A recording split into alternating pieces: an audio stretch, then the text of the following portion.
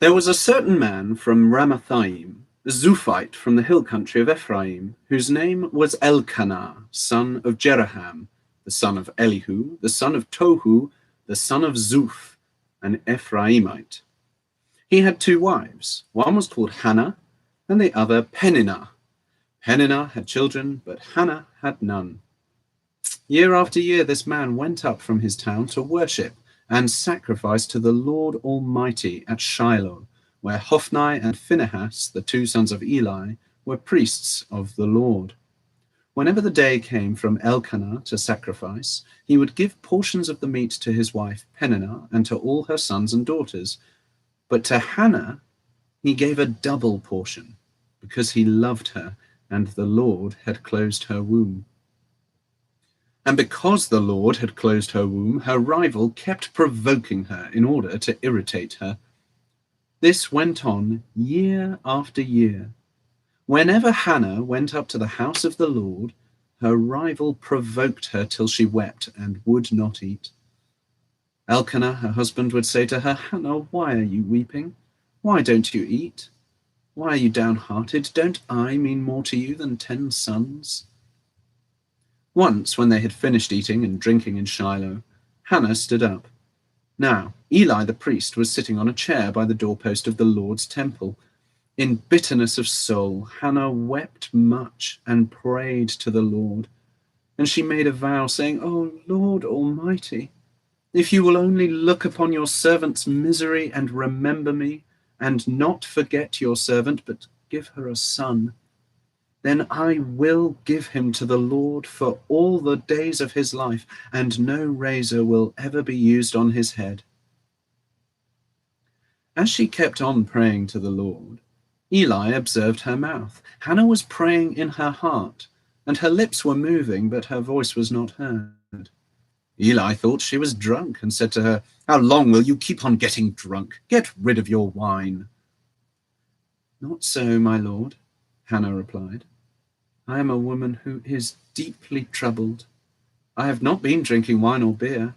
I was pouring out my soul to the Lord. Do not take your servant for a wicked woman. I have been praying here out of my great anguish and grief." Eli answered, "Go in peace, and may the God of Israel grant you what you have asked of him."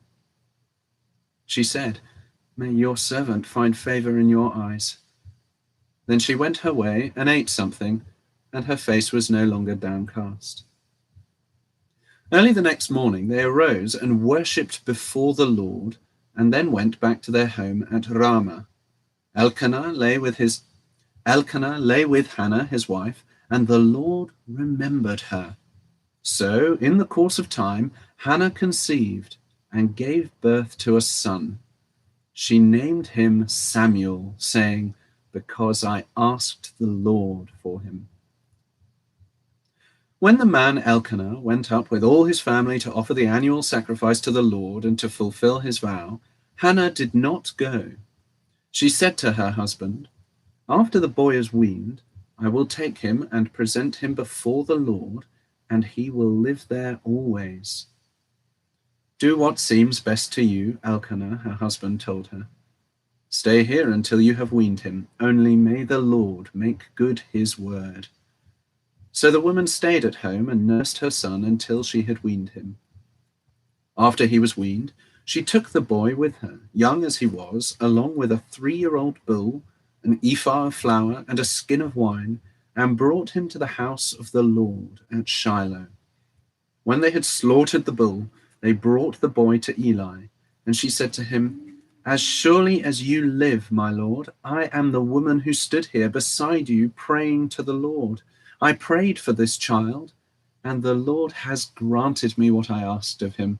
So now I give him to the Lord. For his whole life he shall be given over to the Lord."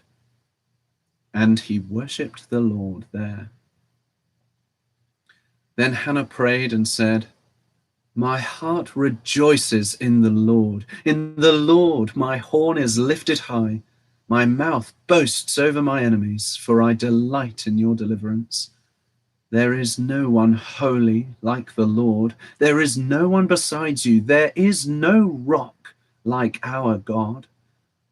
Do not keep talking so proudly, or let your mouth speak such arrogance, for the Lord is a God who knows, and by him deeds are weighed. The bows of the warriors are broken, but those who stumbled are armed with strength. Those who were full hire themselves out for food, but those who are hungry hunger no more. She who was barren has borne 7 children, but she who has had many sons pines away. The Lord brings death and makes alive. He brings down to the grave and raises up. The Lord sends poverty and wealth. He humbles and he exalts. He raises the poor from the dust and lifts the needy from the ash heap. He seats them with princes and has them inherit a throne of honor. For the foundations of the earth are the Lord's. Upon them he has set the world. He will guard the feet of his saints. He will guard the feet of his saints, but the wicked will be silenced in darkness. It is not by strength that one prevails. Those who oppose the Lord will be shattered. He will thunder against them from heaven. The Lord will judge the ends of the earth. He will give strength to his king and exalt the horn of his anointed. Then Elkanah went home to Ramah, but the boy ministered before the Lord under Eli the priest. Eli's sons were wicked men. They had no regard for the Lord. Now, it was the practice of the priests with the people that whenever anyone offered a sacrifice, and while the meat was being boiled, the servant of the priest would come with a 3-pronged fork in his hand. He would plunge it into the pan or kettle or cauldron or pot, and the priest would take for himself whatever the fork brought up. This is how they treated all the Israelites who came to Shiloh. But even before the fat was burned, the servant of the priest would come and say to the man who was sacrificing, "Give the priest some meat to roast. He won't accept boiled meat from you, but only raw." If the man said to him, "Let the fat be burned up first, and then take whatever you want," the servant would then answer, "No, hand it over now. If you don't, I'll take it by force." This sin of the young men was very great in the Lord's sight, for they were treating the Lord's offering with contempt.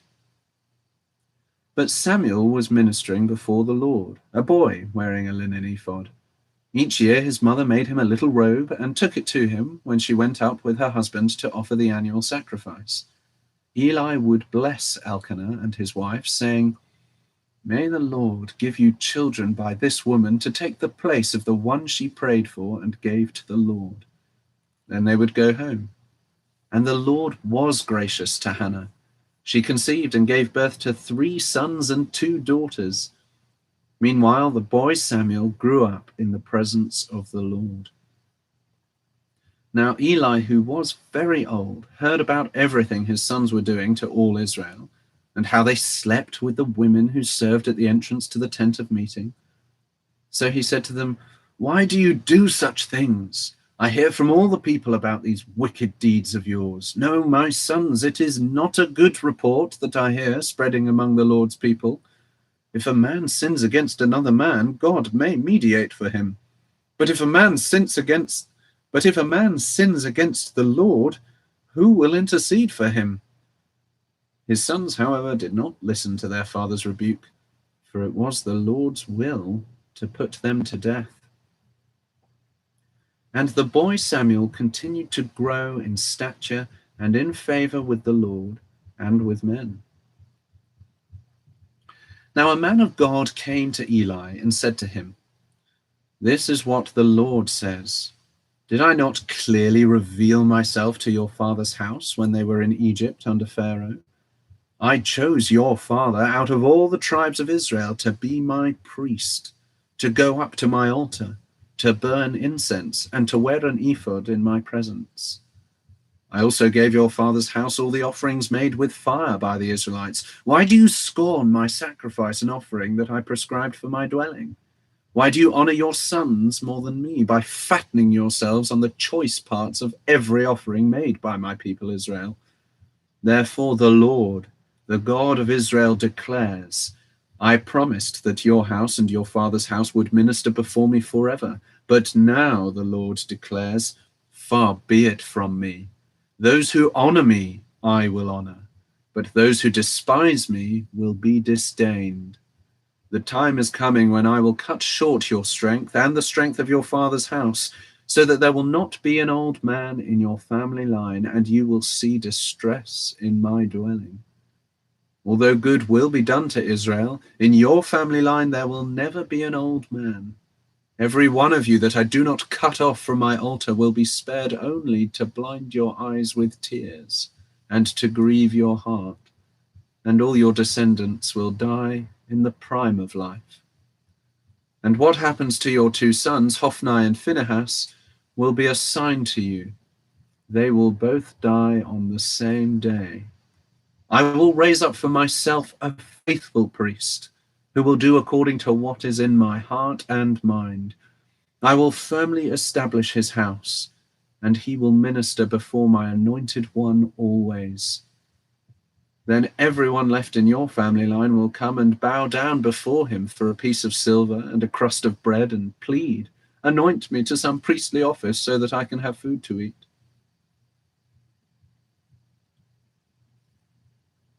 The boy Samuel ministered before the Lord under Eli. In those days, the word of the Lord was rare.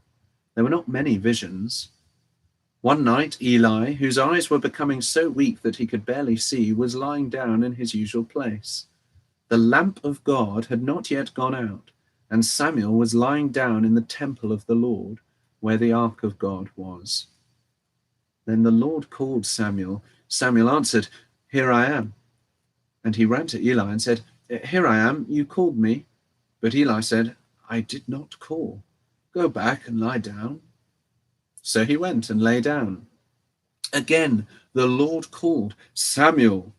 And Samuel got up and went to Eli and said, Here I am. You called me? My son, Eli said, I did not call.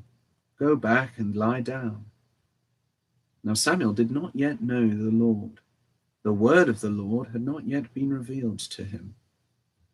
The Lord called Samuel a third time, and Samuel got up and went to Eli and said, Here I am.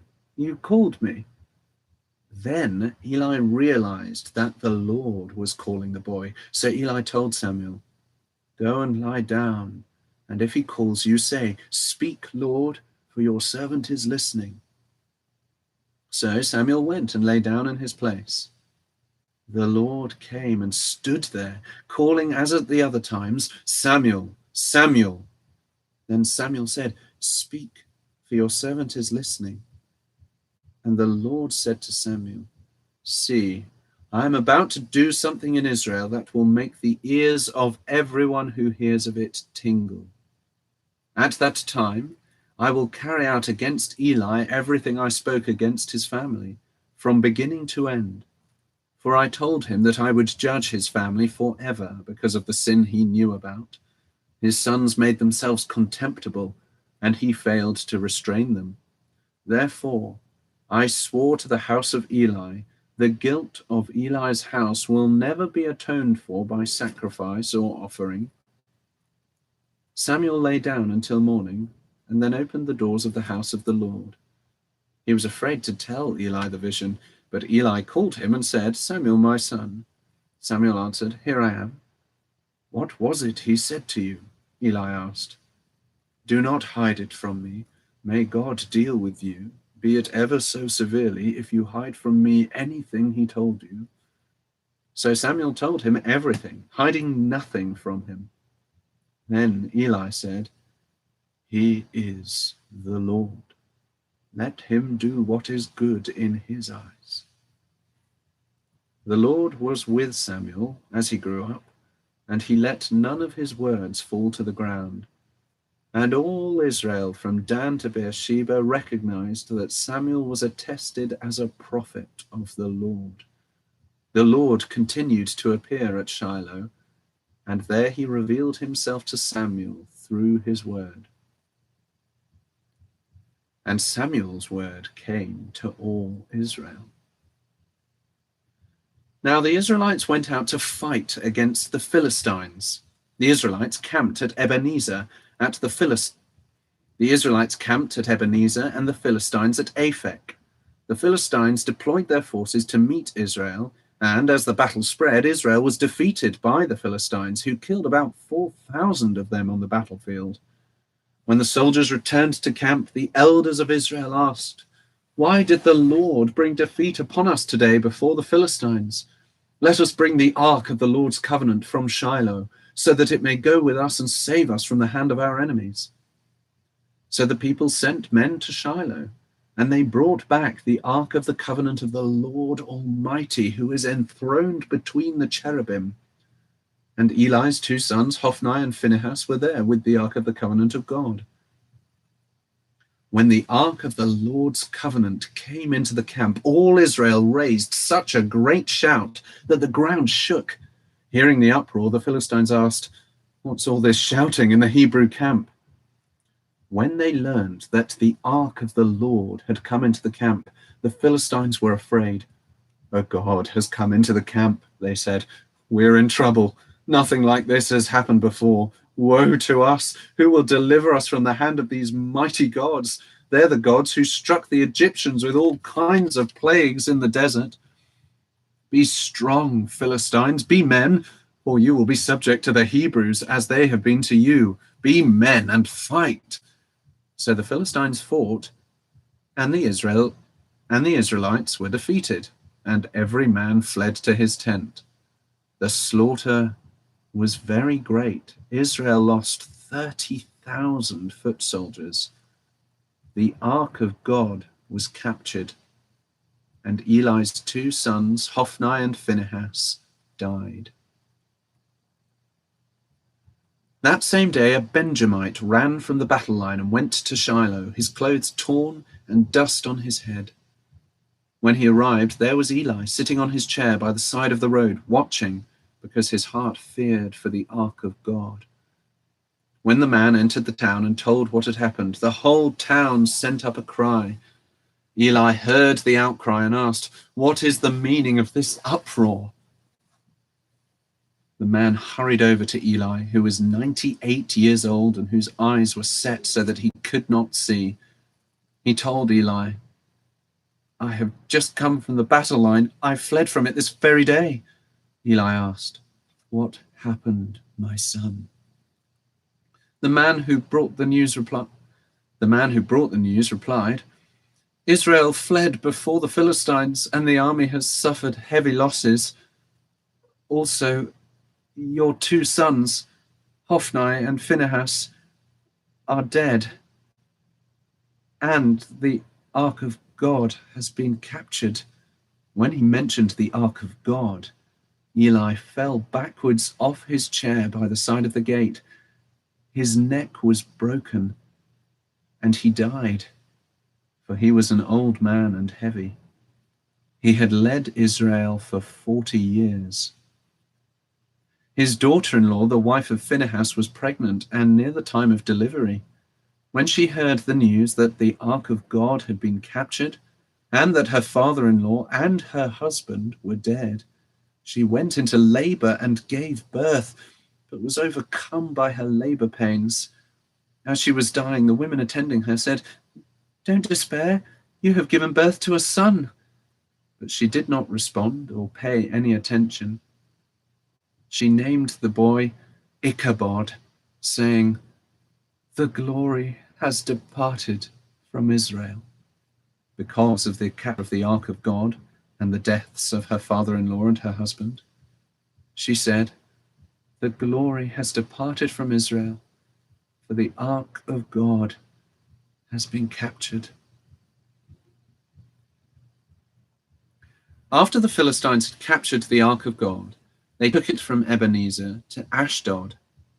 Then they carried the ark into Dagon's temple and set it beside Dagon. When the people of Ashdod rose early the next day, there was Dagon fallen on his face on the ground before the ark of the Lord. They took Dagon and put him back in his place, but the following morning when they rose, there was Dagon fallen on his face on the ground before the ark of the Lord.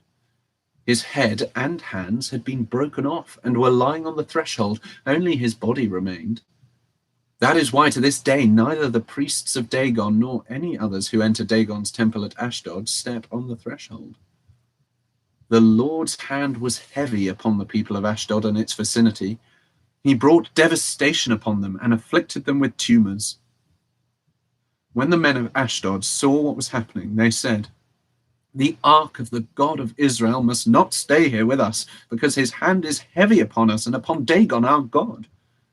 So they called together all the rulers of the Philistines and asked them, "What shall we do with the ark of the God of Israel?" They answered, "Have the ark of the God of Israel moved to Gath." So they moved the ark of the God of Israel. But after they had moved it, the Lord's hand was against that city, throwing it into a great panic. He afflicted the people of the city, both young and old, with an outbreak of tumors. So they sent the ark of God to Ekron. As the ark of God was entering Ekron, the people of Ekron cried out, "They've brought the ark of the God of Israel round to us to kill us and our people." So they called together all the rulers of the Philistines and said, "Send the ark of the God of Israel away. Let it go back to its own place, or it will kill us and our people." For death had filled the city with panic. God's hand was very heavy upon it. Those who did not die were afflicted with tumors, and the outcry of the city went up to heaven. When the ark of the Lord had been in Philistine territory for 7 months, the Philistines called for the priests and the diviners and said, "What shall we do with the ark of the Lord? Tell us how we should send it back to its place." They answered, "If you return the ark of the God of Israel, do not send it away empty, but by all means send a guilt offering to him. Then you will be healed, and you will know why his hand has not been lifted from you." The Philistines asked, "What guilt offering should we send him? What guilt offering should we send to him?" They replied, 5 gold tumors and 5 gold rats, according to the number of the Philistine rulers, because the same plague has struck both you and your rulers. Make models of the tumors and of the rats that are destroying the country, and pay honor to Israel's God. Perhaps he will lift his hand from you and your gods and your land. Why do you harden your hearts as the Egyptians and Pharaoh did? When he treated them harshly, did they not send the Israelites out so that they could go on their way? Now then, get a new cart ready with 2 cows that have calved and have never been yoked. Hitch the cows to the cart, but take their calves away and pen them up. Take the ark of the Lord and put it on the cart, and in a chest beside it put the gold objects you are sending back to him as a guilt offering. Send it on its way, but keep watching it. If it goes up to its own territory towards Beth Shemesh, then the Lord has brought this great disaster on us. But if it does not, then we shall know that it was not his hand that struck us, and that it happened to us by chance." So they did this. They took 2 such cows and hitched them to the cart and penned up their calves. They placed the ark of the Lord on the cart, and along with it, the chest containing the gold rats and the models of the tumors. Then the cows went straight up towards Beth Shemesh, keeping on the road and lowing all the way. They did not turn to the right or to the left. The rulers of the Philistines followed them as far as the border of Beth Shemesh. Now the people of Beth Shemesh were harvesting their wheat in the valley, and when they looked up and saw the ark, they rejoiced at the sight. The cart came to the field of Joshua of Beth Shemesh, and there it stopped beside a large rock. The people chopped up the wood of the cart and sacrificed the cows as a burnt offering to the Lord. The Levites took down the ark of the Lord, together with the chest containing the gold objects, and placed them on the large rock. On that day, the people of Beth Shemesh offered burnt offerings and made sacrifices to the Lord. The 5 rulers of the Philistines saw all this, and then returned that same day to Ekron. These are the gold tumors the Philistines sent as a guilt offering to the Lord. one each for Ashdod, Gaza, Ashkelon, Gath, and Ekron. And the number of the gold rats was according to the number of Philistine towns belonging to the 5 rulers, the fortified towns with their country villages. The large rock on which they set the ark of the Lord is a witness to this day in the field of Joshua of Beth-Shemesh. But God struck down some of the men of Beth-Shemesh, putting 70 of them to death, because they had looked into the ark of the Lord. The people mourned because of the heavy blow the Lord had dealt them. And the men of Beth-Shemesh asked, "Who can stand in the presence of the Lord, this holy God? To whom will the ark go up from here?" Then they sent messengers to the people of Kiriath-Jearim, saying, "The Philistines have returned the ark of the Lord. Come down and take it up to your place." So the men of Kiriath-Jearim came and took up the ark of the Lord. They took it to Abinadab's house on the hill and consecrated Eleazar his son to guard the ark of the Lord. It was a long time, 20 years in all, that the ark remained at Kiriath-Jearim, and all the people of Israel mourned and sought after the Lord. And Samuel said to the whole house of Israel, "If you are returning to the Lord with all your hearts, then rid yourselves of the foreign gods and the Ashtoreths, and commit yourselves to the Lord and serve him only, and he will deliver you out of the hand of the Philistines." So the Israelites put away their Baals and Ashtoreths and served the Lord only. Then Samuel said, "Assemble all Israel at Mizpah, and I will intercede for the Lord for you.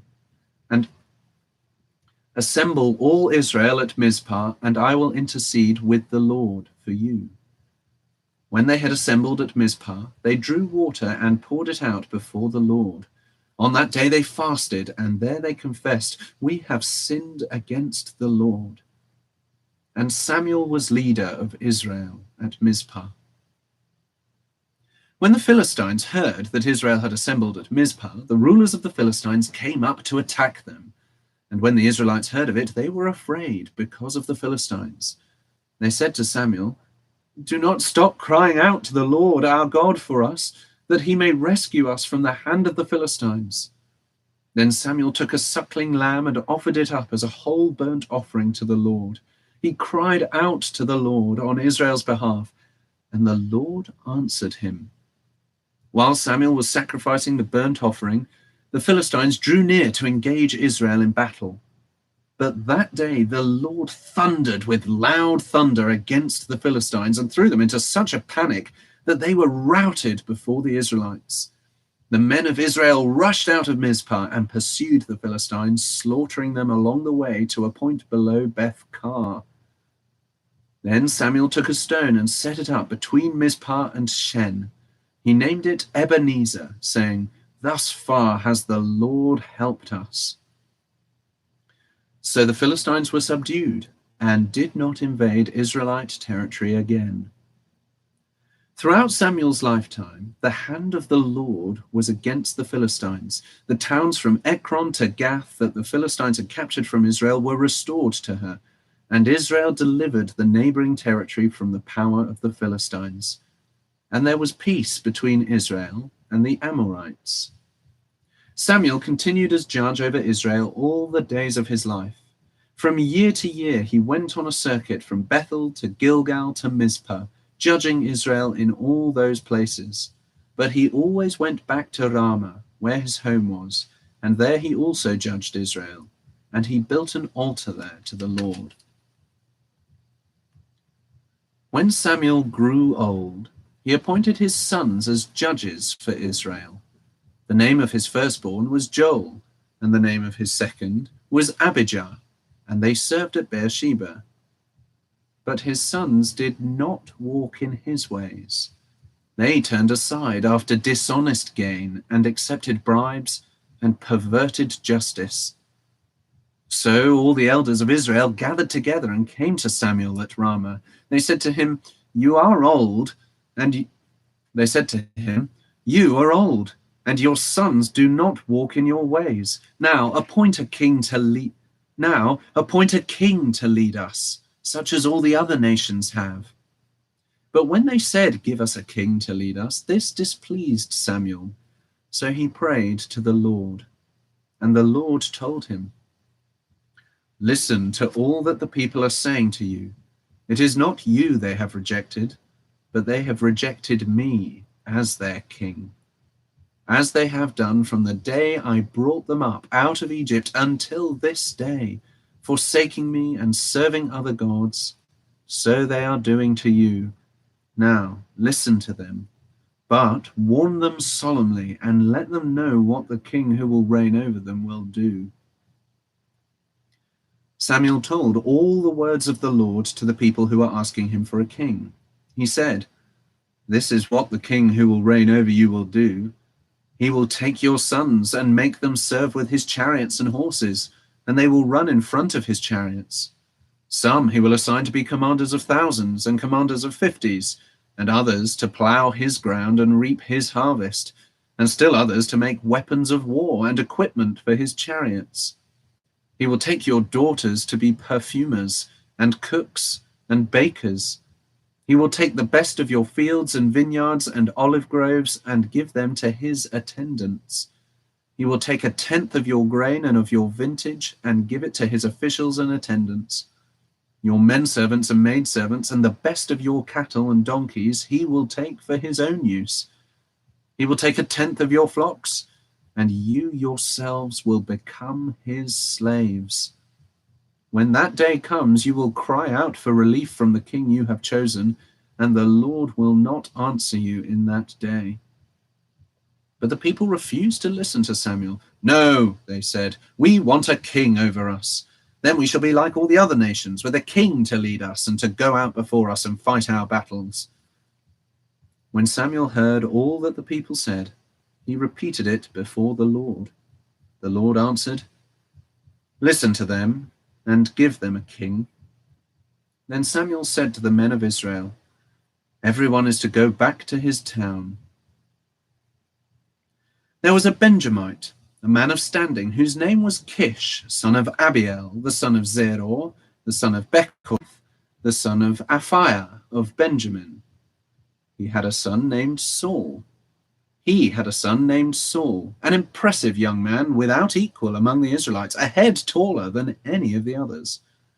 Now the donkeys belonging to Saul's father Kish were lost, and Kish said to his son Saul, take one of the servants with you and go and look for the donkeys.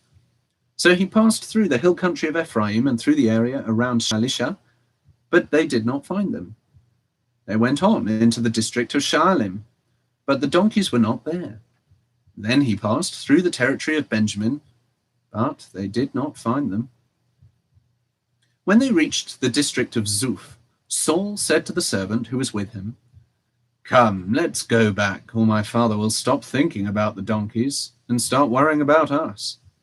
But the servant replied, look, in this town there is a man of God. He is highly respected, and everything he says comes true. Let's go there now. Perhaps he will tell us what way to take. Saul said to his servant, if we go, what can we give the man? The food in our sacks is gone. We have a gift to take to the man of God. What do we have? The servant answered him again. Look, he said, I have 1/4 shekel of silver. I will give it to the man of God I will give it to the man of God so that he will tell us what way to take. Formerly in Israel, if a man went to inquire of God, he would say, come, let us go to the seer, because the prophet of today used to be called a seer. Good, Saul said to his servant. Come, let's go. So they set out for the town where the man of God was. As they were going up the hill to the town, they met some girls coming out to draw water, and they asked them, is the seer here? He is, they answered. He's ahead of you. Hurry now. He has just come to our town today, for the people have a sacrifice at the high place. As soon as you enter the town, you will find him before he goes up to the high place to eat. The people will not begin eating until he comes, because he must bless the sacrifice. Afterwards, those who are invited will eat. Go up now. You should find him about this time. They went up to the town, and as they were entering it, there was Samuel coming towards them on his way up to the high place. Now the day before Saul came, the Lord had revealed this to Samuel. About this time tomorrow I will send you a man from the land of Benjamin. Anoint him leader over my people Israel. He will deliver my people from the hand of the Philistines. I have looked upon my people, for their cry has reached me. When Samuel caught sight of Saul, the Lord said to him, This is the man I spoke to you about. He will govern my people. Saul approached Samuel in the gateway and asked, Would you please tell me where the seer's house is? I am the seer, Samuel replied. Go up ahead of me to the high place, for today you are to eat with me, and in the morning I will let you go and will tell you all that is in your heart. As for the donkeys you lost 3 days ago, do not worry about them. They have been found. And to whom is all the desire of Israel turned, if not to you and all your father's family? Saul answered, But am I not a Benjamite from the smallest tribe of Israel? And is not my clan the least of all the clans of the tribe of Benjamin? Why do you say such a thing to me? Then Samuel brought Saul and his servant into the hall and seated them at the head of those who were invited, about 30 in number. Samuel said to the cook, Bring the piece of meat I gave you, the one I told you to lay aside. So the cook took up the leg with what was on it and set it in front of Saul. Samuel said, Here is what has been kept for you. Eat, because it was set aside for you for this occasion, from the time I said I have invited guests. And Saul dined with Samuel that day. After they came down from the high place to the town, Samuel talked with Saul on the roof of his house. They rose about daybreak, and Samuel called to Saul on the roof, Get ready, and I will send you on your way. When Saul got ready, he and Samuel went outside together. As they were going down to the edge of the town, Samuel said to Saul, Tell the servant to go on ahead of us. And the servant did so. But you stay here a while, so that I may give you a message from God. Then Samuel took a flask of oil and poured it on Saul's head and kissed him, saying, Has not the Lord anointed you leader over his inheritance? When you leave me today, you will meet 2 men near Rachel's tomb at Zelzah on the border of Benjamin. They will say to you, The donkeys you set out to look for have been found, and now your father has stopped thinking about them and is worried about you. He is asking, What shall I do about my son? Then you will go on from there until you reach the great tree of Tabor. 3 men going up to God at Bethel will meet you there. One will be carrying 3 young goats, another 3 loaves of bread, and another a skin of wine. They will greet you and offer you 2 loaves of bread, which you will accept from them. After that, you will go to Gibeah of God, where there is a Philistine outpost. As you approach the town, you will meet a procession of prophets coming down from the high place, with lyres, tambourines, flutes, and harps being played before them, and they will be prophesying. The Spirit of the Lord will come upon you in power, and you will prophesy with them, and you will be changed into a different person. Once these signs are fulfilled, do whatever your hand finds to do, for God is with you. Go down ahead of me to Gilgal. And all these signs were fulfilled that day. When they arrived at Gibeah, a procession of prophets met him. The Spirit of God came upon him in power, and he joined in their prophesying. When all those who had formerly known him saw him prophesying with the prophets, they asked each other, What is this that has happened to the son of Kish? Is Saul also among the prophets? A man who lived there answered, and Saul's uncle asked him and his servant, Where have you been? Looking for the donkeys, he said. But when we saw they were not to be found, we went to Samuel. Saul's uncle said, Tell me what Samuel said to you. Saul replied, He assured us that the donkeys had been found. But he did not tell his uncle what Samuel had said about the kingship. Samuel summoned the people of Israel to the Lord at Mizpah and said to them, "This is what the Lord, the God of Israel, says. I brought Israel up out of Egypt, and I delivered you from the power of Egypt and all the kingdoms that oppressed you. But you have now rejected your God, who saves you out of all your calamities and distresses. And you have said, 'No, set a king over us.' So now present yourselves before the Lord by your tribes and clans." When Samuel brought all the tribes of Israel near, the tribe of Benjamin was chosen. Then he brought forward the tribe of Benjamin, clan by clan, and Matri's clan was chosen. Finally, Saul, son of Kish, was chosen, but when they looked for him, he was not to be found. So they inquired further of the Lord, "Has the man come here yet?" And the Lord said, "Yes, he has hidden himself among the baggage." They ran and brought him out, and as he stood among the people, he was a head taller than any of the others. Samuel said to all the people, "Do you see the man the Lord has chosen? There is no one like him among all the people." Then the people shouted, "Long live the king!" Samuel explained to the people the regulations of the kingship.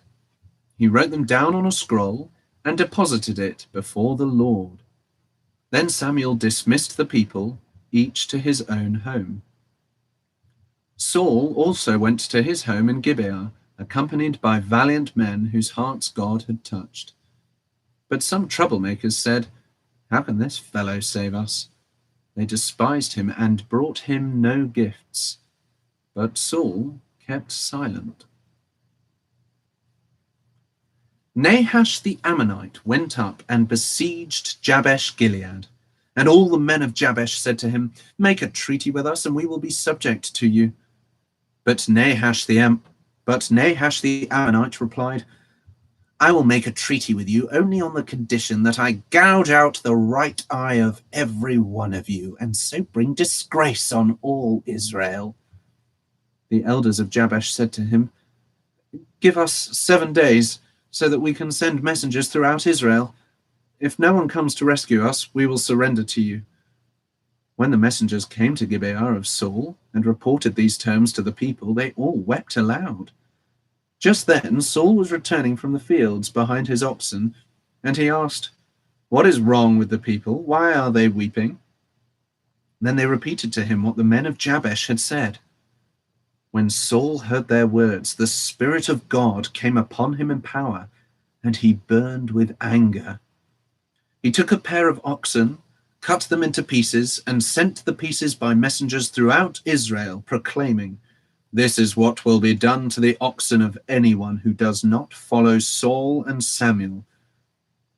Then the terror of the Lord fell on the people, and they turned out as one man. When Saul mustered them at Bezek, the men of Israel numbered 300,000, and the men of Judah 30,000. They told the messengers who had come, "Say to the men of Jabesh Gilead, by the time the sun is hot tomorrow, you will be delivered." When the messengers went and reported this to the men of Jabesh, they were elated. They said to the Ammonites, "Tomorrow we will surrender to you, and you can do to us whatever seems good to you." The next day Saul separated his into 3 divisions. During the last watch of the night, they broke into the camp of the Ammonites and slaughtered them until the heat of the day. Those who survived were scattered, so that no 2 of them were left together. The people then said to Samuel, "Who was it that asked, 'Shall Saul reign over us? Bring these men to us, and we will put them to death.' But Saul said, 'No one shall be put to death today, for this day the Lord has rescued Israel.' Then Samuel said to the people, 'Come, let us go to Gilgal and there reaffirm the kingship.' So all the people went to Gilgal and confirmed Saul as king in the presence of the Lord. There they sacrificed fellowship offerings before the Lord, and Saul and all the Israelites held a great celebration.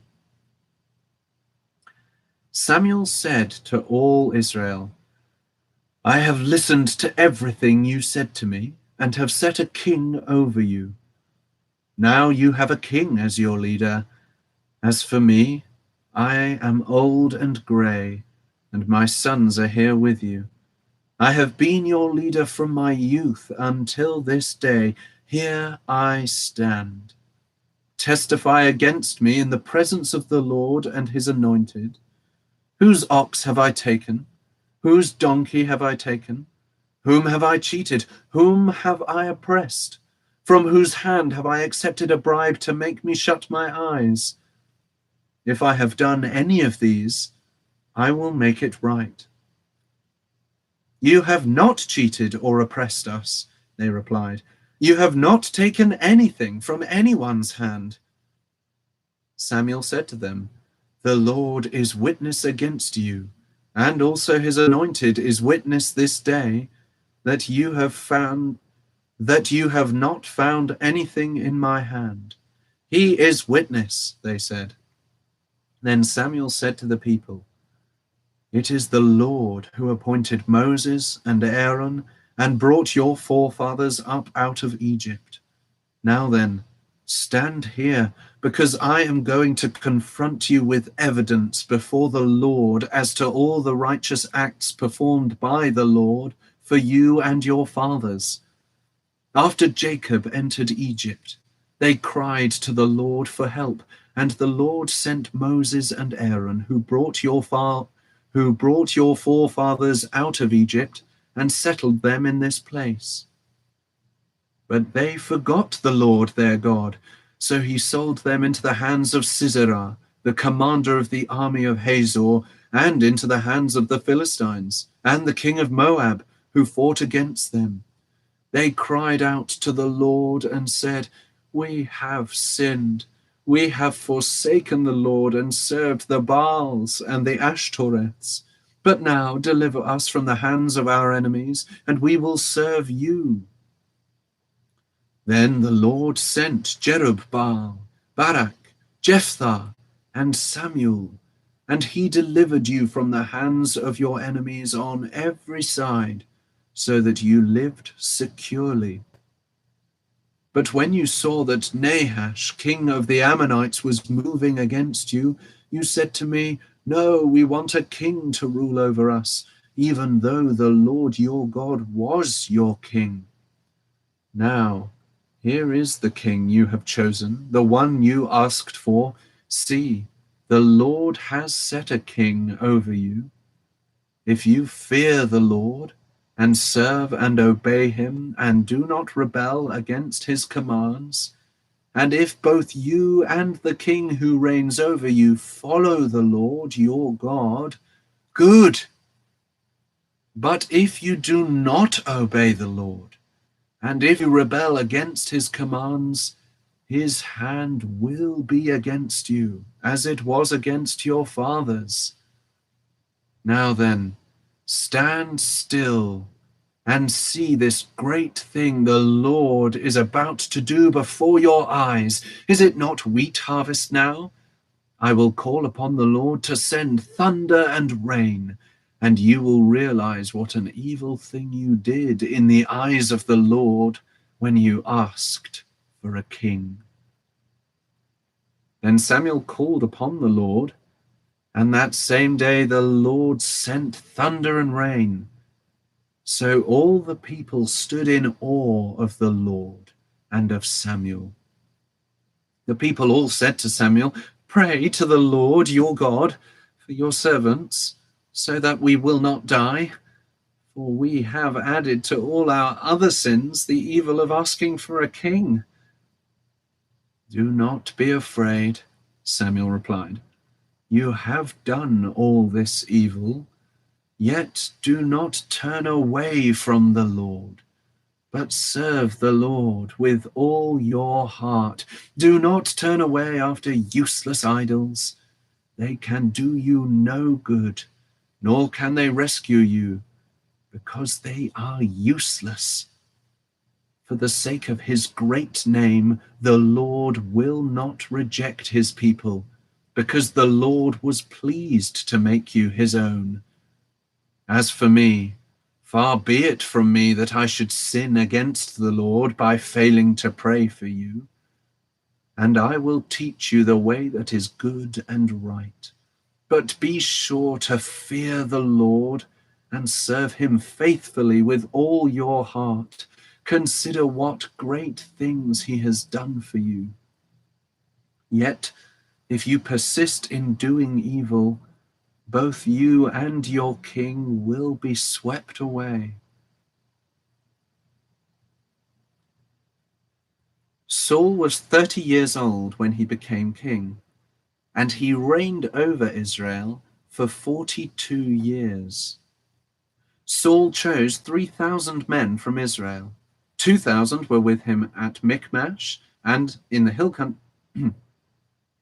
2,000 were with him at Michmash and in the hill country of Bethel, and 1,000 were with Jonathan at Gibeah in Benjamin. The rest of the men he sent back to their homes. Jonathan attacked the Philistine outpost at Geba, and the Philistines heard about it. Then Saul had the trumpet blown throughout the land and said, "Let the Hebrews hear." So all Israel heard the news. Saul has attacked the Philistine outpost, and now Israel has become an offense to the Philistines. And the people were summoned to join Saul at Gilgal. The Philistines assembled to fight Israel with 3,000 chariots, 6,000 charioteers, and soldiers as numerous as the sand on the seashore. They went up and camped at Michmash, east of Beth Aven. When the men of Israel saw that their situation was critical and that their army was hard-pressed, they hid in caves and thickets, among the rocks, and in pits and cisterns. Some Hebrews even crossed the Jordan to the land of Gad and Gilead. Saul remained at Gilgal, and all the troops with him were quaking with fear. He waited for 7 days, the time set by Samuel, but Samuel did not come to Gilgal, and Saul's men began to scatter. So he said, "Bring me the burnt offering and the fellowship offerings." And Saul offered up the burnt offering. Just as he finished making the offering, Samuel arrived, and Saul went out to greet him. "What have you done?" asked Samuel. Saul replied, "When I saw that the men were scattering, and that you did not come at the set time, and that the Philistines were assembling at Michmash, I thought, now the Philistines will come down against me at Gilgal, and I have not sought the Lord's favor.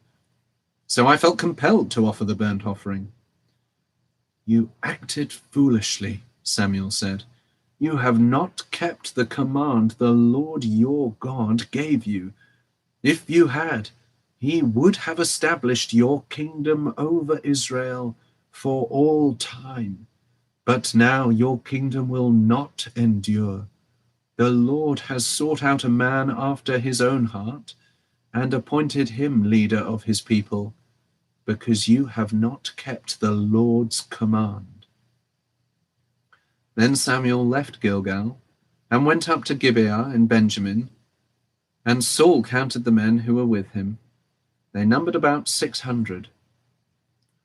Saul and his son Jonathan and the men with him were staying in Gibeah of Benjamin, while the Philistines camped at Michmash.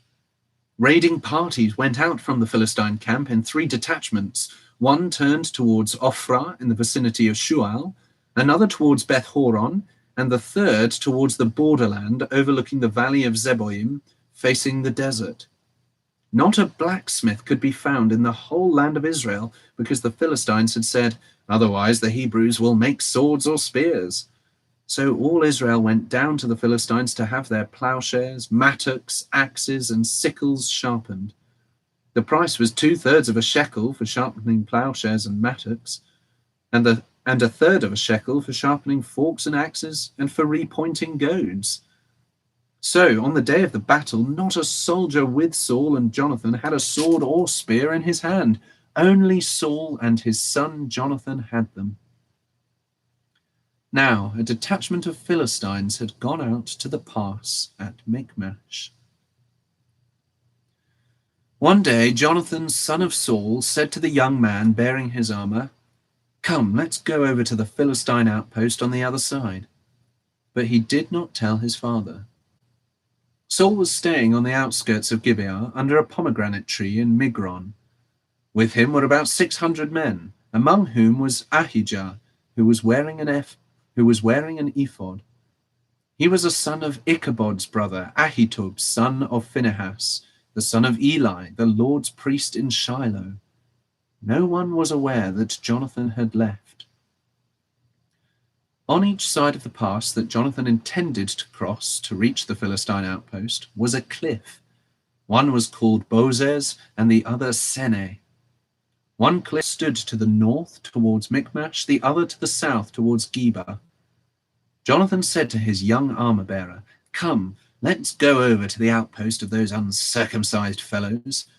Perhaps the Lord will act on our behalf. Nothing can hinder the Lord from saving, whether by many or by few." "Do all that you have in mind," his armor-bearer said. "Go ahead. I am with you, heart and soul." Jonathan said, "Come then, we will cross over towards the men and let them see us. If they say to us, 'Wait there until we come to you,' we will stay where we are and not go up to them. But if they say, 'Come up to us,' we will climb up, because that will be our sign that the Lord has given them into our hands." So both of them showed themselves to the Philistine outpost. "Look," said the Philistines, "the Hebrews are crawling out of the holes they were hiding in." The men of the outpost shouted to Jonathan and his armor-bearer, "Come up to us and we'll teach you a lesson." So Jonathan said to his armor-bearer, "Climb up after me. The Lord has given them into the hand of Israel." Jonathan climbed up, using his hands and feet, with his armor-bearer right behind him. The Philistines fell before Jonathan, and his armor-bearer followed and killed behind him. In that first attack, Jonathan and his armor-bearer killed some 20 men in an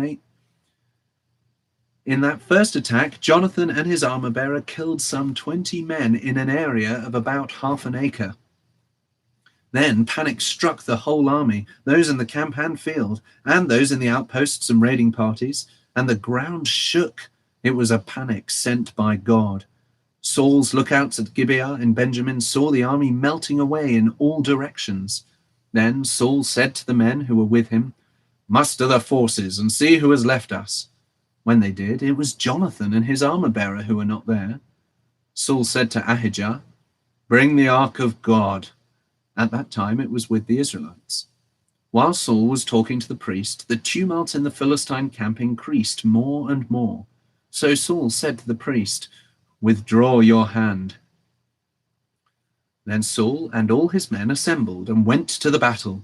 They found the Philistines in total confusion, striking each other with their swords. Those Hebrews who had previously been with the Philistines and had gone up with them to their camp went over to the Israelites who were with Saul and Jonathan. When all the Israelites who had hidden in the hill country of Ephraim heard that the Philistines were on the run, they joined the battle in hot pursuit. So the Lord rescued Israel that day, and the battle moved on beyond Beth Aven. Now the men of Israel were in distress that day, because Saul had bound the people under an oath, saying, "Cursed be any man who eats food before evening comes, before I have avenged myself on my enemies." So none of the troops tasted food. The entire army entered the woods, and there was honey on the ground. When they went into the woods, they saw the honey oozing out, yet no one put his hand to his mouth because they feared the oath.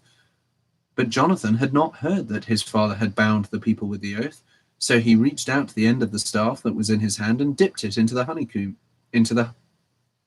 So he reached out the end of the staff that was in his hand and dipped it into the honeycomb. He raised his hand to his mouth, and his eyes brightened. Then one of the soldiers told him, "Your father bound the army under a strict oath, saying, 'Cursed be any man who eats food today.' That is why the men are faint." Jonathan said, "My father has made trouble for the country. See how my eyes brightened when I tasted a little of this honey. How much better it would have been if the men had eaten today some of the plunder they took from their enemies. Would not the slaughter of the Philistines have been even greater?" That day, after the Israelites had struck down the Philistines from Michmash to Aijalon, they were exhausted. They pounced on the plunder and, taking sheep, cattle, and calves, they butchered them on the ground and ate them, together with the blood. Then someone said to Saul, Look, the men are sinning against the Lord by eating meat that has blood in it. You have broken faith, he said. Roll a large stone over here at once. Then he said, Go out among the men and tell them, Each of you bring me your cattle and sheep and slaughter them here and eat them. Do not sin against the Lord by eating meat with blood still in it. So everyone brought his ox that night and slaughtered it there. Then Saul built an altar to the Lord. It was the first time he had done this. Saul said, Let us go down after the Philistines by night and plunder them till dawn, and let us not leave one of them alive. Do whatever seems best to you, they replied. But the priest said, Let us inquire of God here. So Saul asked God, Shall I go down after the Philistines? Will you give them into Israel's hand?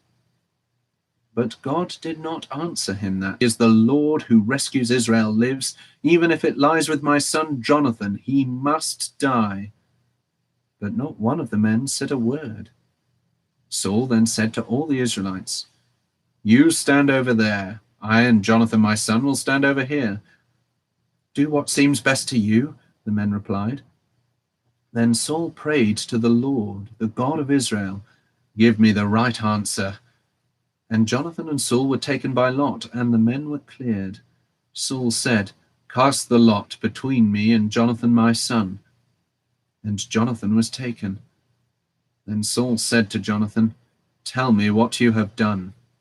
So Jonathan told him, I merely tasted a little honey with the end of my staff. Now must I die?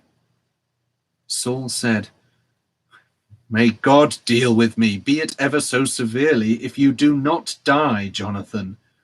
But the men said to Saul, Should Jonathan die, he who has brought about this great deliverance in Israel? Never! As surely as the Lord lives, not a hair of his head shall fall to the ground, for he did this today with God's help.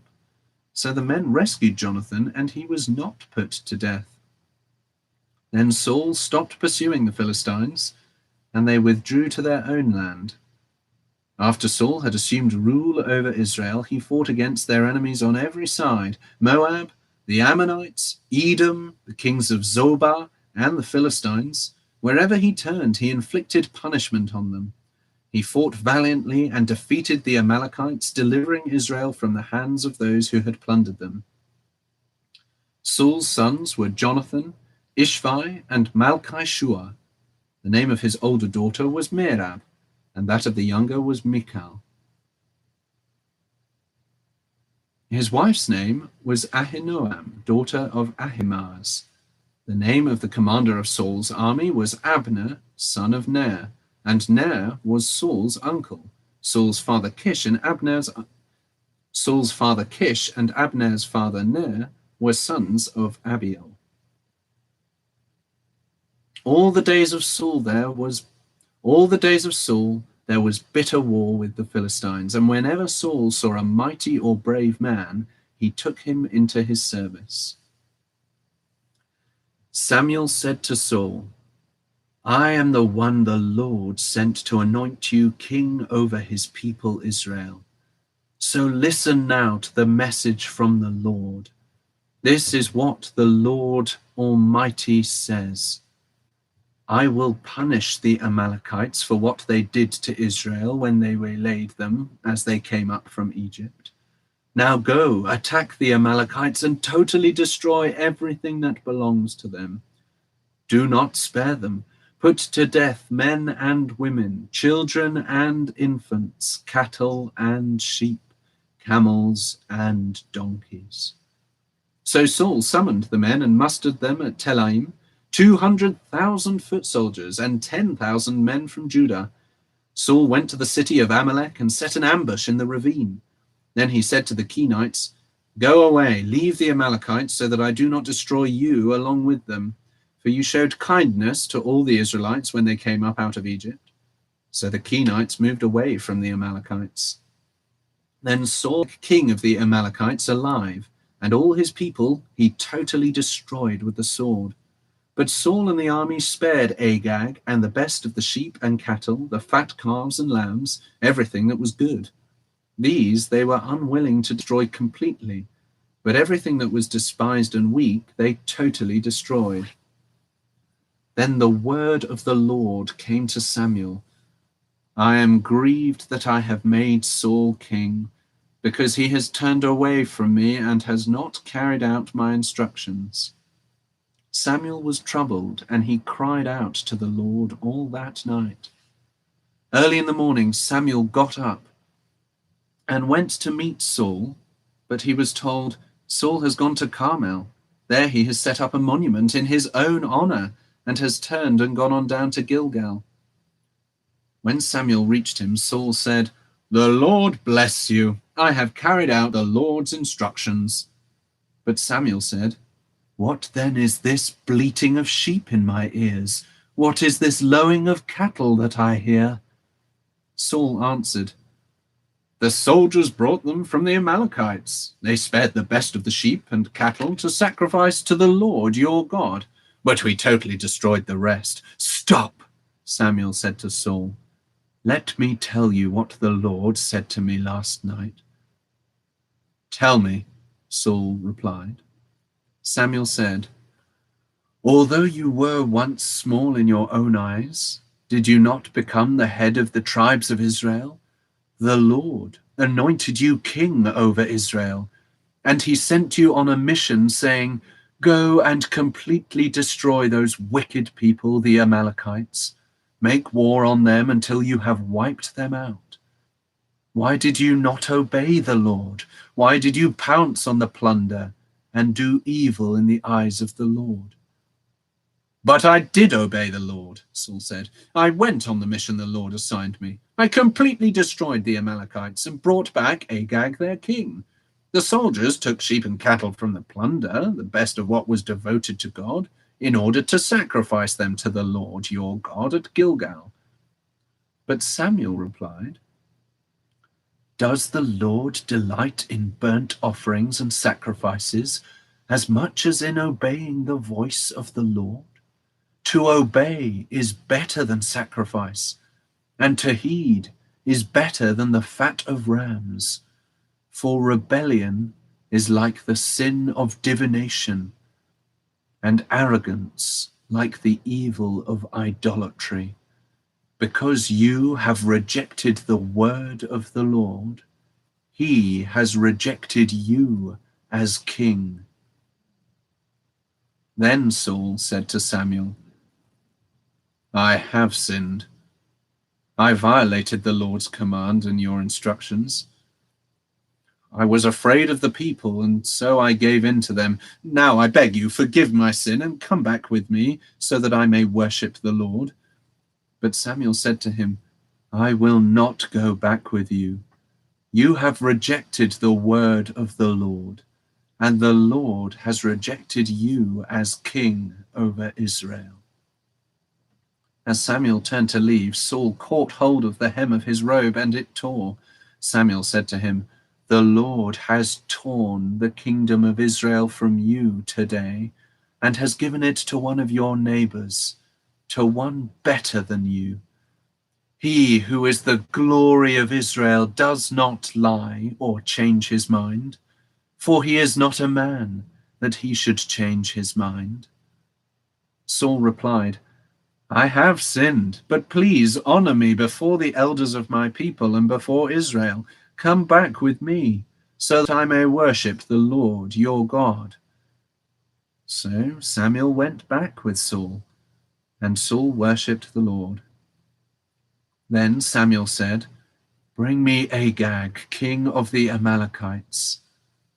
Agag came to him confidently, thinking, So will your mother be childless among women. And Samuel put Agag to death before the Lord at Gilgal. Then Samuel left for Ramah, but Saul went up to his home in Gibeah of Saul. Until the day Samuel died, he did not go to see Saul again, though Samuel mourned for him. And the Lord was grieved that he had made Saul king over Israel.